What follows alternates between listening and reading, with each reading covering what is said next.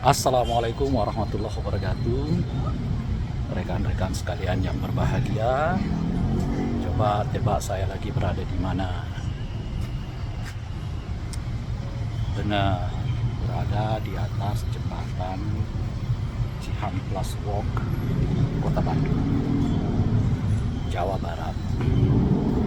Kota dan provinsi yang mengingatkan saya pada seorang tokoh namanya Kang Emil alias Ridwan Kamil.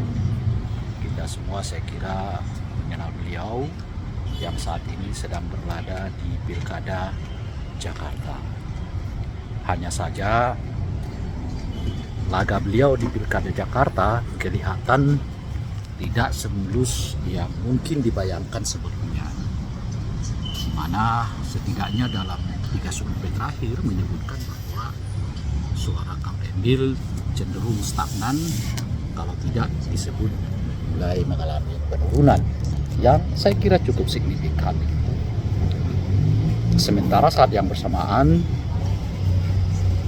kompetitornya dalam hal ini pasangan nomor 3 Pramono Rano Karno terus mengalami peningkatan yang cukup signifikan.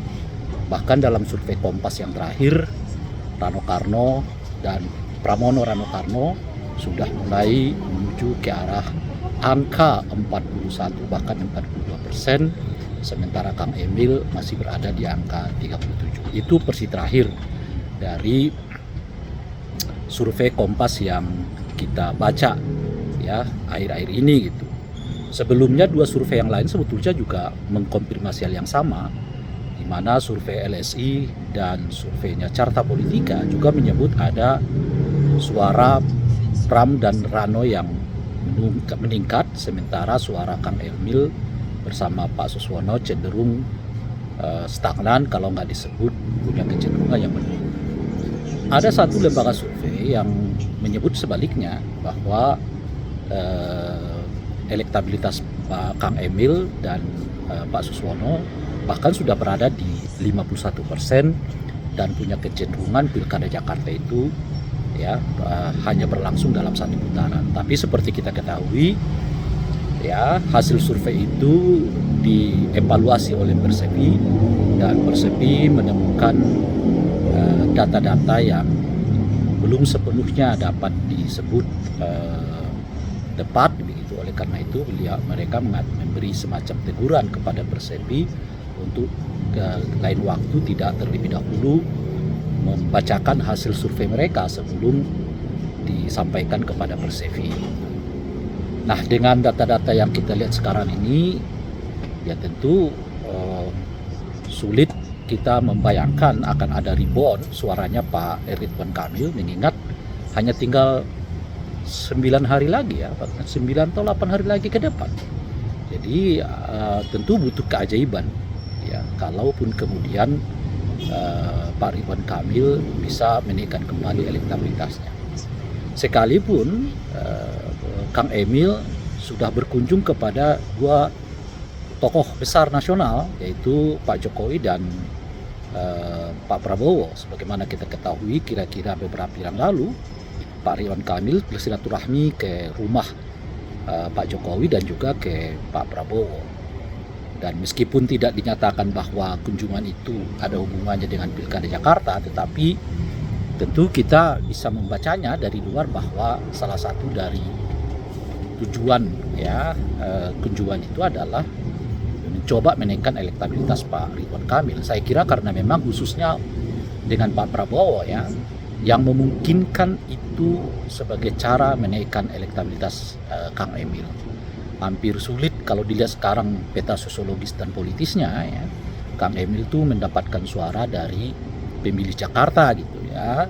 Nah, salah satu mungkin yang dapat mendongkraknya itu adalah mengasosiasikan diri lebih kuat kepada, khususnya kepada Pak Prabowo. Kalau kepada Jokowi saya kira enggak, karena pemilih Jakarta itu umumnya bukanlah pemilih Pak Jokowi. Jadi ini lebih kuat asosiasinya kepada Pak Prabowo dibandingkan kepada Pak Jokowi. Mungkin karena itu ada kemungkinan kalau nanti di rapat di kampanye umum terakhir dari Pak Kang Emil, bisa saja Pak Prabowo akan datang. Kalau tidak mungkin Pak Jokowi akan datang. Itu mungkin unsur surprise yang Boleh jadi kita tunggu-tunggu. Pertanyaannya sih sebetulnya apa yang membuat suara Kang Emil dan Suswono ini agak sulit naik? Jawabannya sih menurut saya setidaknya dua hal besar ya. Pertama memang Kang Emil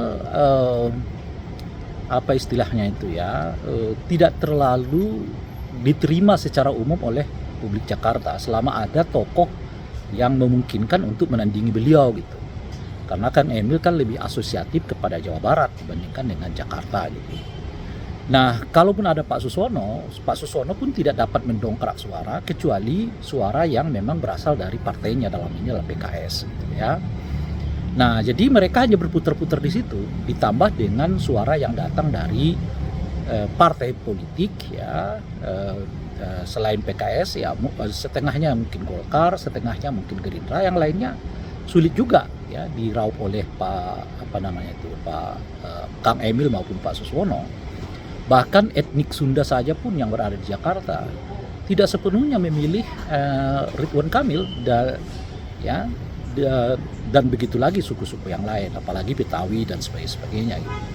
Begitu juga dengan etnik Jawa yang diharapkan dapat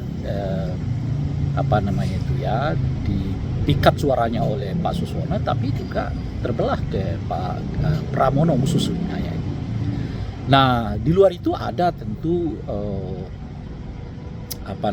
silap kata ya yang disampaikan oleh Pak Suswono yang terkait dengan pengangguran dan janda itu dan dihubungkan dengan zaman Nabi. Saya kira itu kesilapan yang sangat fatal yang dilakukan oleh Pak Suswono ya.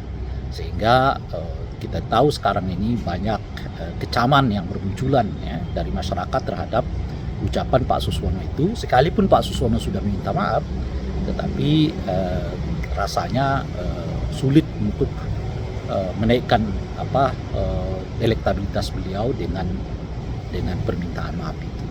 Sehingga dengan situasi seperti sekarang tinggal kita melihat apakah Pramono dan Rano Karno akan dapat